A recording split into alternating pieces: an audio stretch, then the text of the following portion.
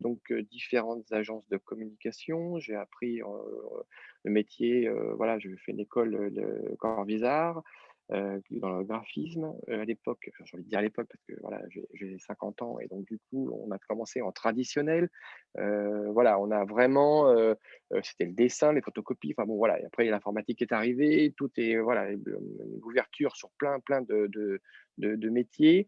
Donc ça fait, depuis 2006 que je suis à mon compte, et donc je travaille aussi bien j'ai sur des dossiers print, identité graphique, logo, plaquettes, kakémono, tout ce qui s'imprime, packaging, tout ce qui s'imprime et en digital, donc site internet, application, smartphone, ou tablette, et animation motion design et également là, on est en train de se donc j'ai monté une société qui s'appelle EasyD et on est 3 et on est en train de se mettre sur la réalité virtuelle et 3D. Voilà, donc ça, c'est un peu pour vous faire donc me présenter, mon activité. Voilà. Ah oui, je fais également, des présentations PowerPoint, donc un peu plus léchées, mais on verra ça par la suite, on passe sur les différents éléments. Heu, alors, alors voilà, l'identité graphique. Alors est-ce que quelqu'un sait qu'il y a la différence qu'il y a entre l'identité visuelle et l'identité graphique? Déjà, est-ce que vous connaissez la différence qu'il y a entre les 2? N'hésitez pas à prendre la parole, hein, si oui, non, non. Du coup, l'identité visuelle, c'est tout ce qu'on va, c'est tout ce qui aborde l'image de l'entreprise, le logo. Voilà. C'est pour parler simple, c'est vraiment le logo. Le logo doit vraiment refléter l'ADN et de l'identité graphique, elle, c'est tous les supports de communication qui vont découler, des messages différents, alors que ce soit sur un site internet, une plaquette, n'importe quoi, heu, mais le graphisme, c'est la cohérence des éléments qu'il va y avoir, avec des éléments graphiques qui vont être impactants et forts, qui vont permettre de renforcer l'identité de la structure. Voilà, donc l'identité visuelle, c'est le logo et l'identité graphique, c'est les éléments graphiques qui vont permettre à mettre en place les documents. Hop, alors, bah, c'est ce que je disais, voilà, c'est l'ADN donc de la marque, hein. C'est vraiment l'idée. Alors là, je vais vous donner un exemple. Justement, à Station F, la dernière, l'avant-dernière, call qu'on avait faite. Il y avait une société, alors vous connaissez peut-être, hein, il est peut-être encore chez vous, je suis pas sûr, mais non, mais je crois que c'est un ancien programme. C'est une société qui s'appelait, Reward et en fait, qui faisait, pareil, des vêtements, un peu comme, Vinted. Voilà, un peu dans l'esprit, mais avec, il y avait un autre placement et donc lui, bon, bah, voilà, il avait fait son identité, visuelle, et c'est une identité qui est belle, hein, qui est propre, mais on était sur voilà, ils mettaient en avant le côté recyclé. Donc ces vêtements étaient, voilà, le fait que c'est une deuxième vie, c'était pour lui un axe important et c'est là-dessus qu'il voulait partir. Donc très bien, mais quand j'ai vu ça, je lui dis: «Mais» et donc j'ai vu d'abord le logo et après je lui dis: «Mais qu'est-ce que tu fais?» et c'est là qu'il m'expliquait: «Voilà, je vends, voilà, on est une plateforme, on revend des vêtements, voilà, mais qui sont donc recyclés». OK. Mais moi, je ne vois pas le côté vêtements et à ce moment-là, il y a un livreur qui est arrivé, c'était, à peu près aux mêmes horaires, mais on arrivait, c'était le midi. Un livreur qui est arrivé et il y a Lucas de chez vous qui dit: «Attendez, attendez, stop». Il dit: «Regardez ce qu'il y a à côté» et en fait, il a tourné, sur sa caméra et en fait, c'était un sac de livraison de bouffe et il y avait la même feuille. Alors OK, c'est recyclé aussi, hein, le sac était recyclé, mais ça ne transpirait pas l'ADN de l'entreprise qui fait du vêtement. Du coup, bon, bah, il m'a appelé, on a essayé de travailler un peu ensemble et on a essayé de partir sur quelque chose qui représente plus le vêtement, mais recyclé. Et là, quand on met en place un cintre, on comprend dans quel univers on évolue. on comprend que c'est du recyclé parce qu'on comprend qu'il y a une feuille, on comprend qu'il y a un cintre et on met en place le nom. Et là, c'est ce que je veux dire, ce que je disais tout à l'heure, l'identité visuelle est quand même super importante quand on a une marque. Voilà, donc il faut tout de suite qu'on puisse, analyser, dans quel milieu on évolue. Alors, celui-ci, alors attendez, là, pour vous, voilà, qu'est-ce que ça exprime? Parce que j'aurais voulu qu'on ait un petit peu d'échange, sur cette session. Si quelqu'un veut prendre la parole, si voilà, qu'est-ce que ça exprime?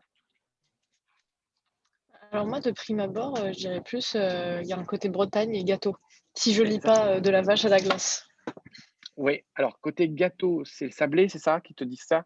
Ouais, Ouais, c'est ça. parce que tu connais sablé, mais en fait, c'est le nom alors Bretagne, c'est ça, en effet.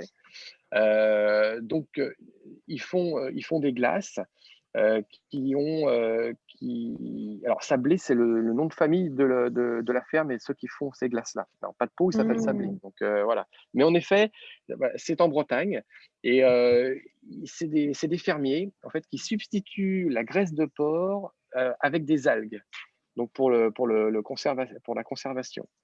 Et donc tout ça, ils mettent tout ça dans les glaces et en fait, ils arrivent à avoir une conservation qui est beaucoup plus longue avec des produits frais. Voilà. Mais en effet, c'est en Bretagne. Donc, l'idée, voilà, c'était quand même d'essayer d'agir là-dessus. Hem, donc du coup, eux, je vais prendre toujours cet exemple-là, les glaces, c'est une famille, qui sont 4. Ils ont un corps de ferme, c'est du fait maison, c'est du fait main, mais voilà, c'est leur glace avec leurs vaches et avec leur lait. Donc qu'est-ce qu'il faut faire pour faire une plaquette? Eh ben, il faut garder le côté, ce qui est important, c'est le côté, fait maison, fait main, quelque chose d'artisanal. Mais on peut pas non plus, faire une plaquette, une par une à la main. Donc il faut essayer de trouver un papier qui permet de faire voir que c'est pas du bling bling, c'est pas du papier couché, avec, des grosses plaquettes d'impression. Il faut le côté craft. On a choisi le côté craft parce que c'est un papier, bah, qui est un peu, emballage, qui est pas forcément, glacé, donc ce qui permet de pouvoir, transmettre, ce côté, fait maison. On a imprimé en une couleur parce que, bah, on a envie de dire, voilà, on va pas mettre, trop d'artifice sur la présentation et comme si c'était vraiment fait maison. Mais il y a un côté quand même un peu plus léché, si on peut dire. Vous voyez voilà, dans le logo, vache de glace, donc il y a l'algue qui est là, qui est présente. On a, tous leurs points forts, mais tout ça en une seule couleur. Et là, on retrouve le petit pot de glace malgré tout, qui permettent de rappeler dans quel univers on est. Voici leur pot, hein, on retrouve donc toute l'identité. Donc vous voyez la cohérence quand même qu'il y a entre les éléments, le logo, qui se met en place. Et ça, en fait, c'est pareil, on a gardé ce présentoir-là, c'est des tout petits pots, c'est quand ils vont démarcher les restaurants, ils avaient besoin de mettre leur glace, dans des pots et donc déjà d'entrée, ils avaient un élément, la petite, mallette, avec lequel on allait chercher le panier avec lequel on allait chercher le lait avant. Et donc, sauf que là, on a mis les pots de glace et on a décoré toujours en noir et blanc pour rappeler l'histoire de la plaquette. Donc, on a une cohérence graphique avec une identité visuelle forte. Voilà. Ça, c'est important quand vous démarchez, quand vous allez, que vous soyez sur le web, que vous soyez en face-to-face. Vraiment, il faut avoir un reflet et c'est l'empreinte que vous allez laisser donc auprès de vos prospects ou ou de vos partenaires. Voilà, c'était les différentes. Voilà, il y a même les pots qui avaient été flashés. Euh, alors, l'importance de l'image, donc dans la communication, c'est pourquoi je vous disais tout ça, c'est parce que les gens ont, 60 il y a 65 des gens qui ont une mémoire visuelle. Donc ça veut dire qu'en fait, bah, voilà, vous arrivez avec votre plaquette là, comme on a dit, avec par exemple, avec, les vaches. et les glaces, et ben, les gens vont peut-être pas se rappeler du nom, mais ils vont dire: «Mais tu sais la plaquette là, avec du Kraft, où il y avait tout était en noir, où on a vu, où il y avait une algues», voilà. Ou avec c'était un logo, c'était le logo avec, breton, le drapeau breton, tu te rappelles? Voilà, les gens, si ça fait quelque temps, vont se rappeler de ça, mais pas forcément du nom. Donc, si vous leur dites, vous lui enlevez toutes les supports de communication et vous lui dites: «Oui, bonjour, nous sommes les fermiers Sablés», voilà, vous leur expliquez tout, bah, il y a peut-être 35 des gens qui vont retenir tout ce que vous avez dit. Voilà, donc, c'est une empreinte, graphique forte et très importante.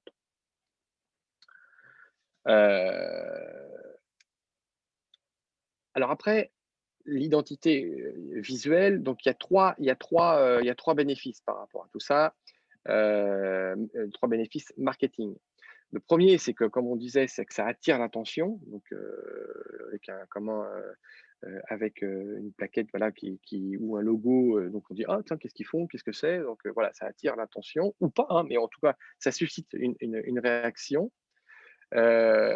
Après donc les 3 bénéfices, bah, ça peut aussi il faut donner une dynamique et une notoriété donc on se rappelle, on voit sur différents supports: «Ah oui donc ça OK, ça fait partie de la même structure, OK donc si on décline l'identité graphique sur différents supports» et c'est surtout que ça renforce, donc la fidélité, donc la crédibilité et donc la confiance. Voilà. Par exemple, on va partir sur autre chose. AFC, c'est une société qui fait des levées de fonds, pour, tout ce qui est, milieu, agricole, mais dans la biodiversité. Donc, c'est une structure qui fait vraiment des levées de fonds, à la base. Donc ils ont, bah, différents supports. Ils ont plaquettes et présentation PowerPoint quand ils présentent ça, à leurs clients. Donc l'idée, c'est d'avoir vraiment une identité, sobre et propre à la marque. Donc elle attire l'attention, elle retient l'attention. En tout cas, on écoute. Il faut que les messages soient clairs, faut pas que ça soit chargé. Donc si on veut attirer l'attention, il faut que tout soit limpide. Bon après voilà, on a différents éléments, différents supports. Heu, OK, donc ça veut dire qu'à partir d'une présentation, on laisse un petit peu une plaquette ou un prospectus, on laisse quelque chose, mais qui est en cohérence graphique avec la présentation pour que la personne qui a vu votre présentation, qui a retenu, vos messages lorsque vous parliez, essaie de lui laisser une plaquette où il retrouve ces éléments-là et c'est surtout ces artifices.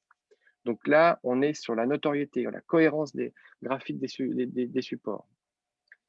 On peut très bien avoir une déclinaison, c'est-à-dire qu'en fait, cet environnement-là, bah, là, on va être plus sur la mer. Donc APE, pareil, des levées de fonds pour les environnements, mais dans la mer. Donc on garde cette cohérence graphique dans le cercle, sauf que les éléments à l'intérieur ne sont pas les mêmes. Donc, on est sur 3 lettres et avec des codes couleurs différents. Mais on a une plaquette, quand on a fini notre présentation, on a une plaquette qui est dans la même construction que la première. Et donc, quand la personne va démarcher, les cibles, il a une cohérence sur tous les supports qui permet, bah, déjà, pour la personne, l'acheteur, de se retrouver directement vraiment sur les bons supports, avoir la même lecture. L'œil s'habitue et tout ça, ça renforce une crédibilité et donc une fidélité. Heu, alors, heu un individu, quand on lui parle, bien souvent, alors vous allez voir, hein, tout ce que je vais vous dire, vous allez en retenir finalement que 10. Mais quand, vous allez peut-être vous rappeler sur ma présentation, vous allez peut-être, lire des choses et vous allez peut-être par contre ça, vous en retenir un peu plus, 20. Et tout ce qui est animation, souvent on retient beaucoup plus, hein, donc au moins 80. Les gens qui finissent par, voir le côté visuel. Alors la lecture, hein, quand on parle de lecture, c'est vraiment des mots, c'est vraiment comment dire? Un journal ou n'importe quoi, hein, ou un site web, vous allez retenir, peut-être 20. Et puis quand vous allez avoir un schéma ou alors, qui va être animé ou quand vous allez avoir des visuels, ça par contre, il y a les ça a de l'impact et donc c'est pour ça que l'identité graphique est vraiment importante. Un exemple. Un exemple, je vais vous en donner 2. Celui-ci, c'est un logo qui s'appelle enfin, c'est une société, Cargreen, qui fait avec, des biodéchets, des déchets organiques et qui recycle tout ça dans un méthaniseur et qui fait du carburant. Donc, voici le logo qu'ils avaient depuis 10 ans. Bon, voilà, ils ont fait ça eux-mêmes. Alors, on est toujours dans la feuille, hein, recyclage, OK, une écriture, quel est ce qu'il est. Mais l'idée, voilà, ça fait un peu fait dans son garage, ça fait un peu vieillot. Donc, j'ai repris, donc la marque et c'est surtout que l'idée, c'était derrière qu'il va y avoir des stations-service et donc c'était de prendre en compte tout ça et de changer, que la marque soit beaucoup plus forte, beaucoup plus impactante, et donc de lui donner un petit coup de lifting. Mais c'est surtout que derrière, il y a ce qui est important, c'est que le logo qu'ils avaient, eux, n'était pas déclinable. Alors que celui-ci, il faut qu'il soit parce qu'ils ont différentes entités et il y a le car green, donc il va y avoir le step green, il va y avoir cyclo green, il va y avoir plusieurs structures comme ça qui vont se décliner. Donc il fallait vraiment mettre un code graphique où les gens puissent se repérer. Surtout que il y aura des stations-service, donc le G sera présent sur les totems, enfin, donc là, on va mettre l'empreinte très, très, très forte. Donc voilà, donc c'est important d'avoir une identité visuelle tout de suite assez forte et assez lisible. On revient toujours sur la même chose. Les supports, voilà ce qu'ils avaient. Donc voilà, des supports, souvent on fait, ces supports sur PowerPoint ou sur Word, pas de problème, mais il faut qu'à un moment donné, quand vous faites une présentation, que ça soit sur, une application, ou que ça soit sur un site web ou sur une présentation PowerPoint, pour attirer les gens, il faut pas que ça déborde de contenu. Il faut que les choses soient hiérarchisées et donc du coup, il faut donner envie, vous voyez? Avant, là, sur le côté gauche et après.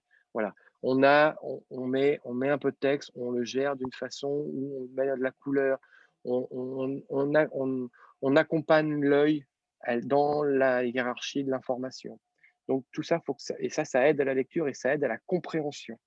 Donc une application, c'est pareil. Il vaut mieux pas en mettre des tonnes sur un slide.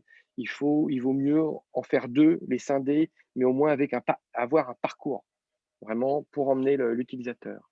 Pareil pour les sites web. Vous voyez, un sommaire, bon, bah, l'idée, c'est de mettre des petits éléments graphiques. Donc, on est sur l'identité graphique qui permettent de tout de suite avoir, que l'œil il rentre, comme un entonnoir. Voilà, on est sur un sommet, OK. Il y a 3 parties, OK. Quelles sont les parties? Voilà, annexe.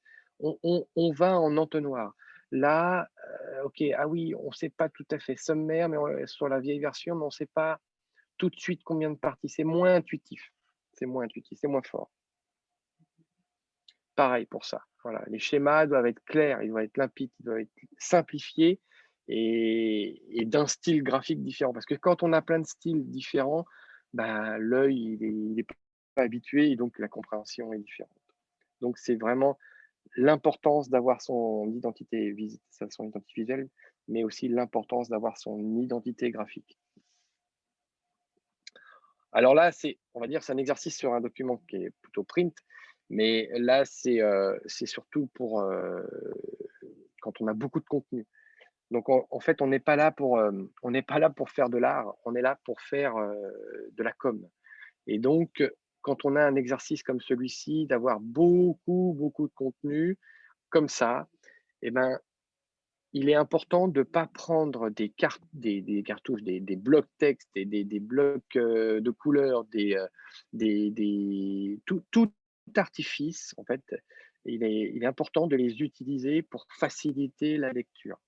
C'est-à-dire que là, voilà, il y a, un titre qui garde avec un aplat de couleurs. Pourquoi? Bah, voilà, pour mettre en exergue la photo, et qui elle pour la enfin, il y a tout un travail de 3 colonnes. Pourquoi? Parce qu'on rentre plus de texte, d'avoir des photos finalement détourées qui permettent d'aérer un peu l'ensemble, d'avoir des petits filets dans la photo, mais tout légers qui permettent de garder le côté un peu classieux.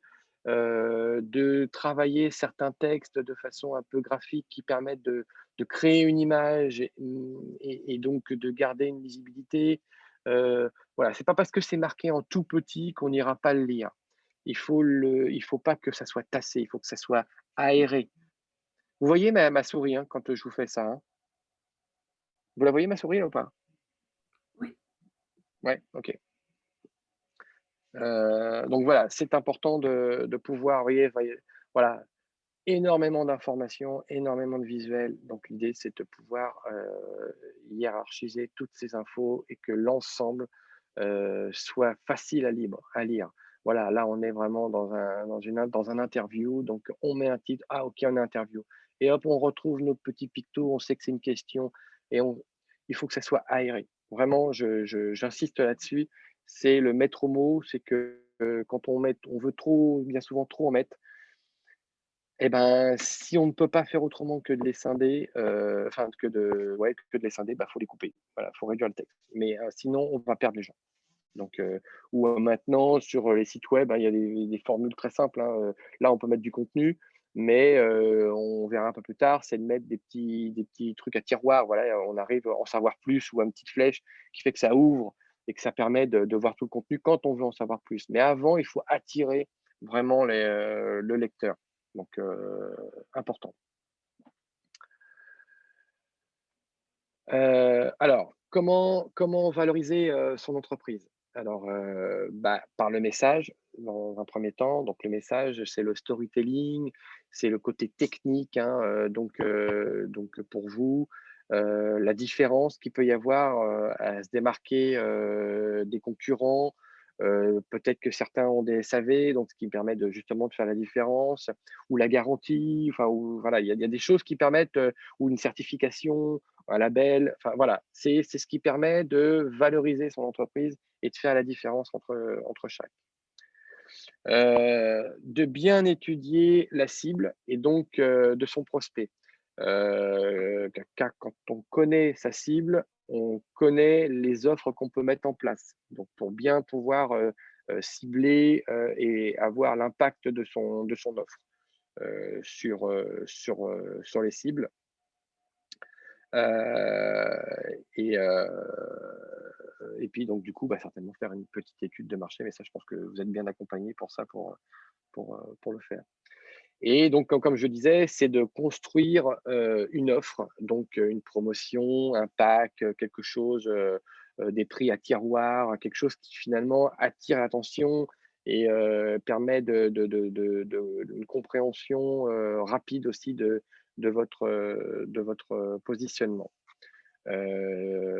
Si ça dit il y a des ventes en ligne ou pas, enfin voilà, il y a toute une stratégie commerciale à mettre en place et bon, mais je pense que ça c'est pareil, je pense que la startup vous accompagne, heu, pas la startup, l'incubateur vous accompagne là-dessus, quoi. Heu, alors, on va rentrer dans les bien sûr, vous le savez, il y a différents supports pour communiquer, donc il y a le site web.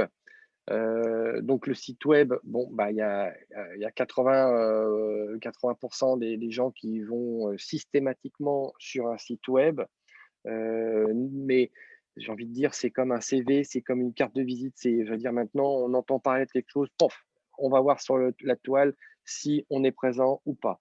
Et pas besoin d'en mettre des tonnes, hein, si jamais il y a pas besoin, enfin, pour l'instant, il n'y a pas beaucoup de choses à dire, mais quand vous lancez une marque, tout de suite, il faut que vous ayez votre site web parce que voilà, ça rassure. Le fait de voir présence, sur le site web, sur la toile, ça rassure vraiment, tout le monde.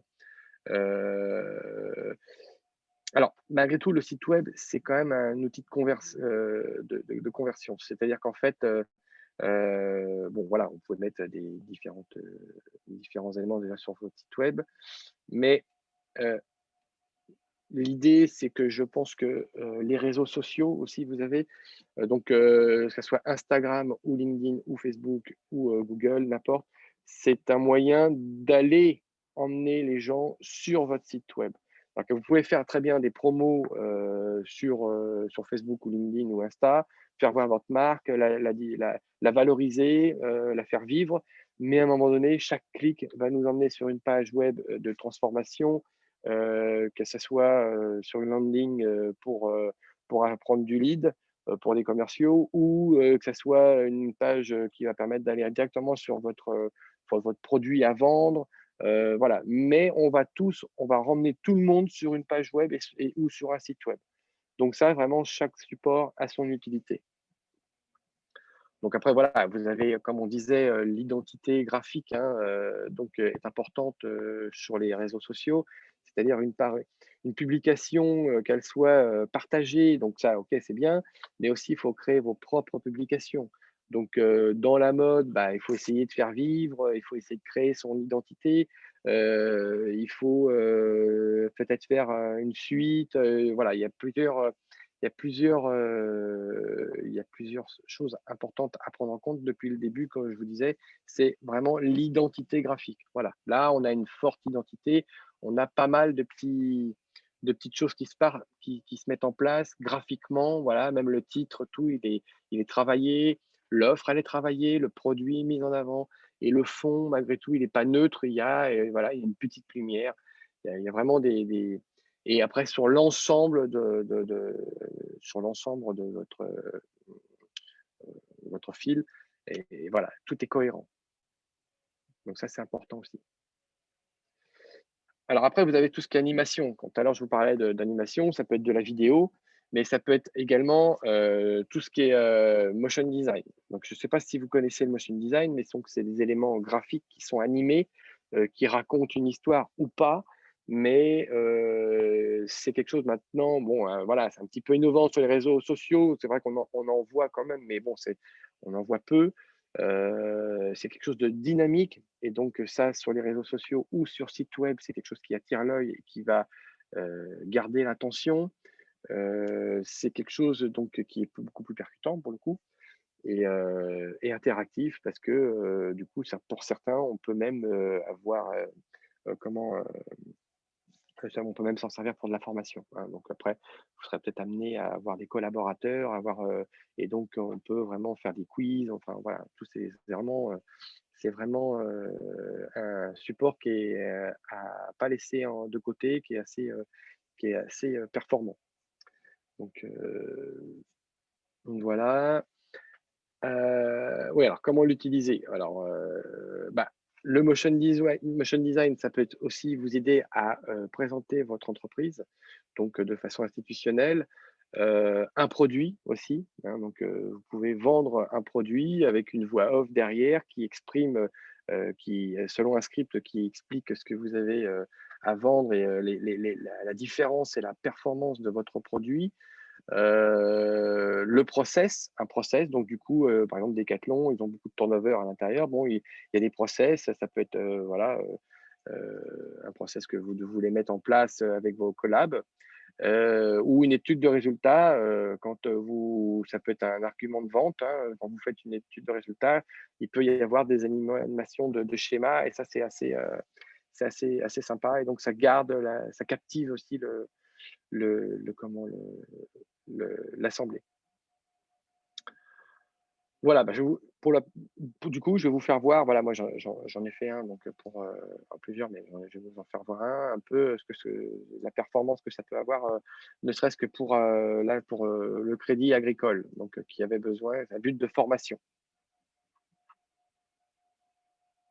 Je ne sais pas si vous avez le son. Vous avez le son ou pas? Non, on n'a pas le son. Ah, vous n'avez pas le son? Vous n'avez pas le son? Alors attendez, peut-être que je vais. Alors, si vous n'avez pas le son, c'est pas drôle. Excusez-moi, hein, du coup, je vais peut-être le couper. Mes écouteurs, c'est peut-être ça qui fait que.